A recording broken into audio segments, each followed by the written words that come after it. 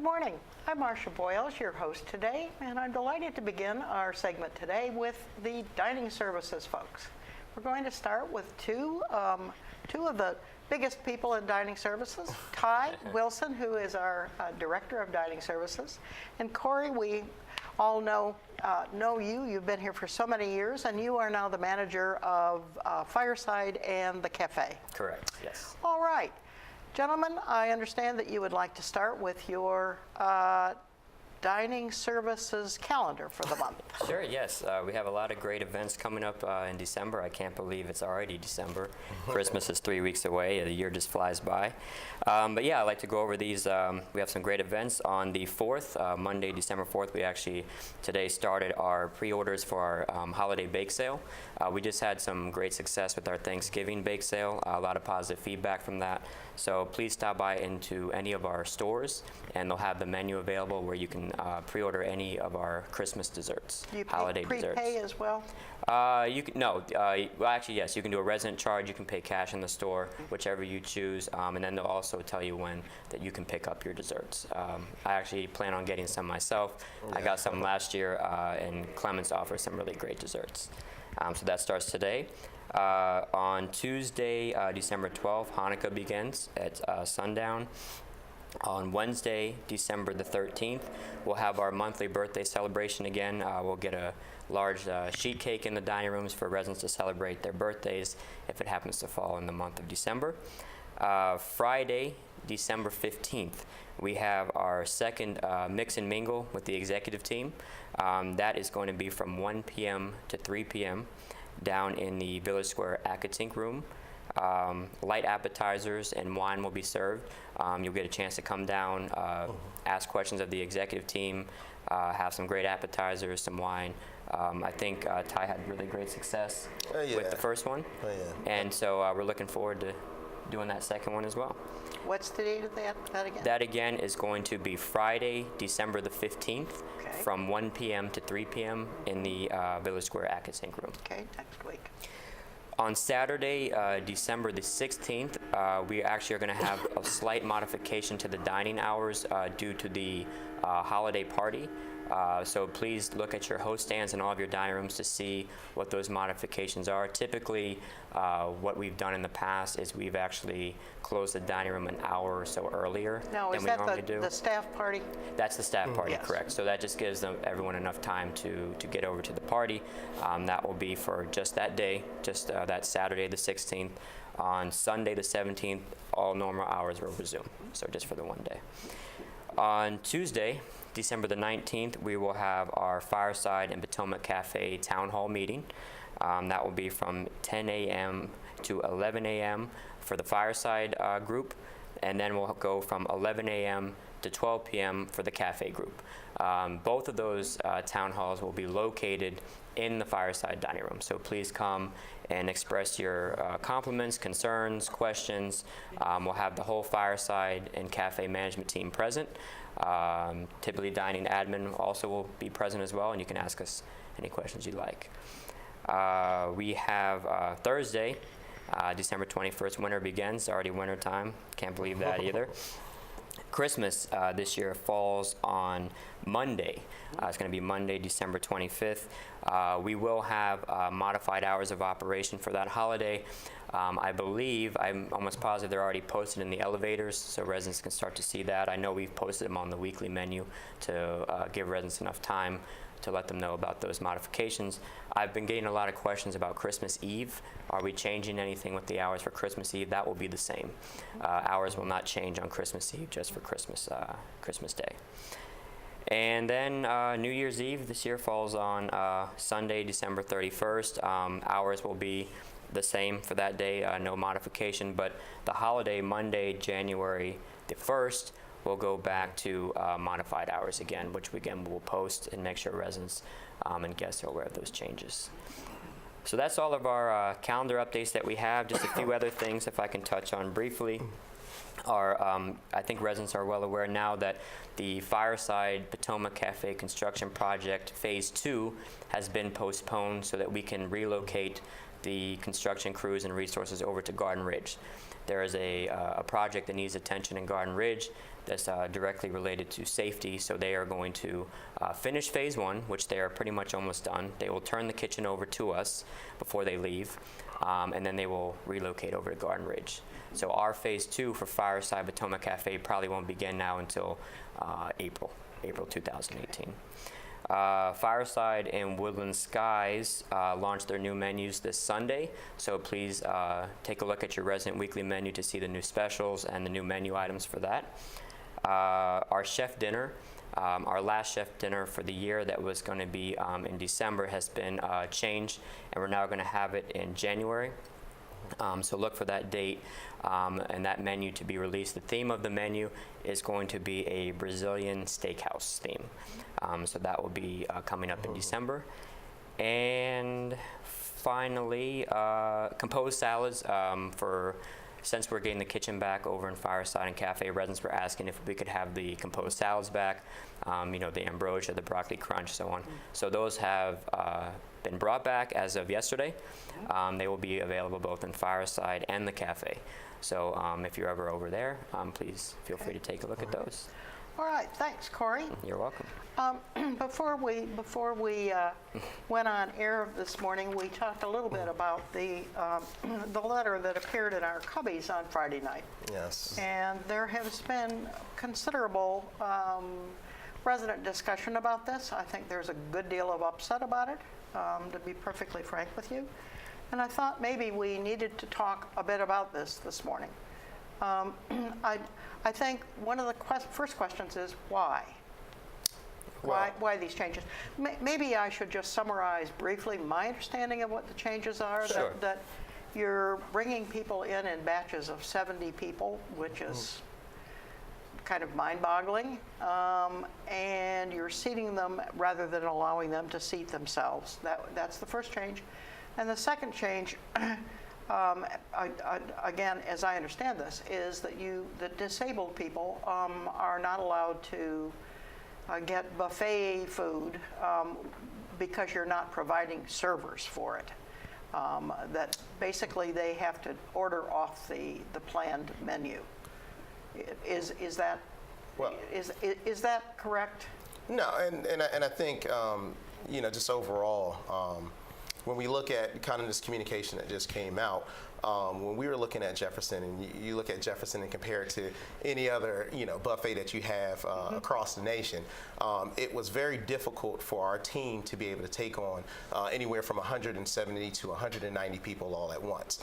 No restaurant in the country opens their doors and you have a herd of people coming in all at once. And so what we did was, because of some of the complaints as far as our wait staff not being available to provide a higher level of service, our wait staff disappearing. So because those complaints were coming in, it led us to really want to dig deep into it and figure out why. Why are residents complaining that they're not getting the level of service that they were looking for? And so I brought the whole team together and we went down there and we looked and we made an assessment, and we realized that number one, that we were taking in way more people at once than what the program would allow, and that our staff was able to handle. And so when we looked at it, as a service model, the service model is you have to space people out. You can't allow 170 to 190 people to come in all at once to be able to provide the level of service that the residents were expecting. And so what we looked at it is we're looking at time, our ability to be able to provide drinks, beverages, soups, salads, whatever that we were getting from out of Jefferson.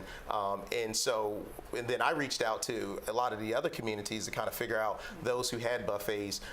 And the model actually is built for us from a staffing model to take on 70 residents per 15 minutes. Yeah, and All right, if I could add the major change in that, of course, is that residents aren't able to pick their own seating.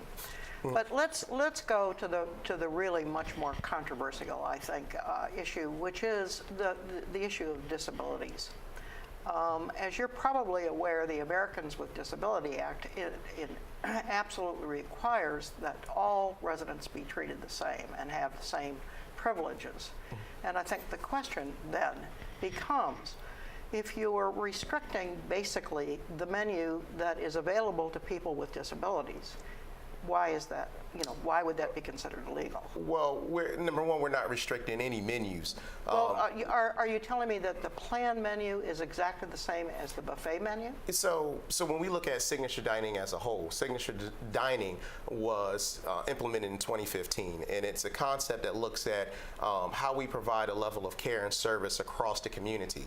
So when we talk about signature dining, we're not just talking about the Jefferson dining room. No, but these changes are tied at Jefferson. I'm gonna dive into that. So when we look at it, the restaurants are designed for what we have as full service restaurants versus self-service restaurants. And so prior to any of us coming here, the Jefferson dining room has always been self-serve. Yes. And so we're not changing anything to do with the menu per se. The menu will be the same. The offerings that we have in there will be the same. The difference, I think, in what you're referencing to is, do we have the adequate staff to be able to provide in a self-service restaurant full service? And so that's what this paper kind of adheres to, is to say it's a self-service restaurant. We don't have the staff to be able to provide full service as our Woodland Skies and our Fireside operations. And so, yes, the onus of being able to freely go through the buffet as residents so choose is on the resident. We don't manage that piece of the residents' care. The residents can go through the buffet line as they so choose to. Guests can go through the buffet line as they so choose to. But have you been doing it up to now? We have been allowing residents to get their food as they so choose to. Yes, we've never changed that. I think the difference. But haven't the servers been providing service to those who couldn't go through the buffet line? Haven't they been getting them plates from the buffet line? So when you look at it, and I know Cory wants to comment, when you look at it from a grander scale, we service many different populations of people. We just don't only service residents, we service residents' guests. And so one of the biggest things that we noticed was that we were providing full service to not only our residents, but our residents' guests. And so what we're looking at is the level of controls that we have per our staffing model says that this particular venue is a self-service venue. And so only thing we're doing is emphasizing that to the population of people that we service, to say this is a full service restaurant. But Ty, you've been doing it up to now, and now you're cutting back on the service, and the effect is, whatever the rationale, the effect is that those with disabilities who can't go through the line are restricted to a different menu than those that can walk. No, I disagree with that. But now, everyone's isn't it entitled. True that they have to get a plate? I mean, it says here that they must get a plated dinner. No, it does not. The language say that? The language does not say that. What it says is that you're able to go through the buffet line and get exactly what you want. But if you're not able to. So if you're not, then there are several other resources that I believe we provide across the community to help residents. Now, we're not going cold turkey per se. We're not going to see a resident that is in need of help and just turn a blind eye to them. That's not what this language says. If someone needs help, the expectation from our team is that we'll provide help. But when you look at policy, the policy and standardization for Jefferson is that it is a self-service restaurant. And so when you may be looking at it from a resident standpoint and that one individual population of people, we've had guests come in and sit down and say, the expectation is that our wait staff will come up and provide them with the same quality of service as full service. That's a different. And that's what this language is referencing to. Well, but it talks about residents with disabilities needing to hire aides. Well, Erickson Living, and I think one of the wonderful things about being here at Erickson Living is that they do have a program that if you do need some level of assistance greater than the care that we're able to provide as dining services, we do food. And I would love for us to get involved in a lot of different avenues of the business that we're in, but we do food. And so if you have these disabilities or things that you may need additional assistance with, there are programs that we have on campus that will help you. Well, you're suggesting with then that if somebody has a disability and can't go through the line, what they need to do is hire aides. And I think that maybe is a little much. I mean, we're talking about dozens of people here. Well, here's the thing, our staffing model, and a lot of times we may not like the cards that we're dealt, but here's what it is. This is our service model. The managers aren't responsible for that service model. What we look at is how we're able to provide a better quality service for our residents. And so, yes, we have a population of residents that may need additional assistance. We're not turning our back to those residents. But again, we serve many different populations of people. And so what we're saying is that the perception of Jefferson is that it's a full-service restaurant, and that's not the case. Jefferson is a self-service restaurant, and so we want to allow our resident guests that come along that please get up and help yourself. You do not need to wait for our wait staff to service you. That's well, not they what do the if they model is. can't go through the line by themselves. Well, and I think what we're all concerned about, Todd, really, is the fact that probably people who have no business being up in the line are going to have to do it. And it's going to be a safety issue. I mean, I think this is a very dangerous kind of thing. I mean, I'm speaking personally here, but this is the kind of thing that residents are concerned about. Well, this is a proven model that's worked at, every other community that we have in Erickson Living. It's a self-service restaurant. And we understand, again, dining services, we understand that there are residents that may have issues with mobility. We understand that, again, and I want to emphasize on that. We're not saying we're turning our back or not going to help. No, but you're telling them that they need I know they're giving us this, but I know we don't have more time, but all of us and residents are going to have a lot of questions. Obviously, this is a lot of information. We're all going to be there tonight, and we'll be there throughout the weeks coming, so that residents can come ask us questions. We're going to see, obviously, how the service flows. Myself, G, Ty, Jason, Michael, all the managers are going to be there to support this and get everyone through this change. So any questions, I know they're giving me the sign, please come up and ask us. I think the most difficult part of this is going to be the first 45 minutes of service, because that's where they're having the most challenges, is the first 45 minutes. That's when, like Ty said, 180 are coming in at one time.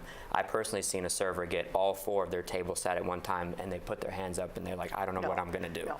Yeah, and so, but we'll be there. I understand that, and the other restaurants are. Yeah, and I know we're limited on time, but we've asked the resident council to come down and provide support for us. We've asked home support to come down in resident life to see what kind of services and support they can provide. So we employed a lot of people to come and kind of help us with this initiative, because I think overall everyone understands that it's not a dining service issue per se. It's an issue that I think we have to address as a community. Not. That's correct. Yeah. All right. Well, I think it will be very interesting to see what We'll be very interesting to see what happens with this, and we can only hope that it's